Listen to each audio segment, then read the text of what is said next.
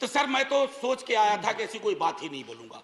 अचानक आपको देखा और आप आए, बीच में प्रवेश की, एक कहानी याद आई। एक राजा को तोतों का बड़ा शौक था, कारोबारी तोते रखते थे राजा साहब, तोते का बड़ा शौक था। नहीं, आप बताइए, मुझे देखते ही आपको भ्रष्टाचार की क्यों याद आ गई? नहीं सर, भ्रष्टाचार की नहीं, राजा की याद आ गई। इसको क्लैरिफाई कीजिए। सर राजा की याद आई। We have a distinguished member here from the same fraternity. Sir Raja की याद आई। सर तो कई तोते थे उसके पास, लेकिन अचानक उसका स्नेह एक खास तोते के लिए काफी हो गया। गौतमी प्रवृत्ति का तोता था, तो सबको चांदी और स्टील की कटोरी मिली, उस तोते को कनक कटोरी मिली। और तोते से राजा सलाह बहुत लिया करते थे, और तोता सलाह भी देता था, भूत भी ठीक करता था, भविष्य की बात भी करता था। एक दिन उस तोते के बारे में कोई अनुसंधान आ गया पड़ोस से। उस अनुसंधान के बाद तोता थोड़ा बीमार रहने लगा। अब उस बीमार तोते की वजह से राजा ने भी खाना पीना छोड़ दिया। लेकिन उस तोते का एक और भाई था जो विनोदी स्वभाव का था। अब उसने फूल नाम की एक कंपनी और एक हाँ बैंक हुआ करता था। हाँ बैंक के 48,000 करोड़ उस तोते ने 1303 करोड़ में केमन आइलैंड पे दे दिया। ये प्राचीन काल की बात है।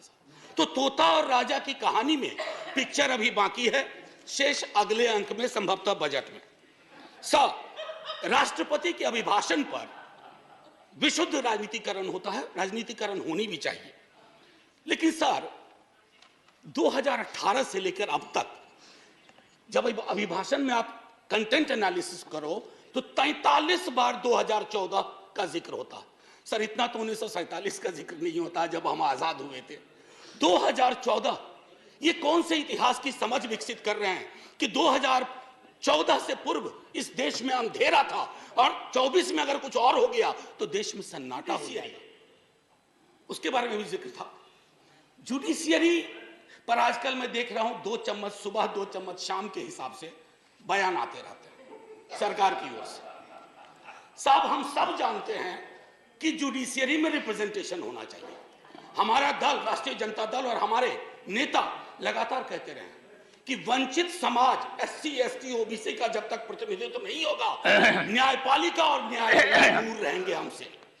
लेकिन सर मामला बेसिक स्ट्रक्चर पर आ गया और बयान ऐसे आ रहे हैं जिनको न मौलिक की समझ न संरचना की समझ। बेसिक स्ट्रक्चर पर मैं तो और किसी को नहीं कहूंगा, आप आडवाणी जी को देख लीजिए, उनको पढ़ लीजिए, पता चल जाएगा।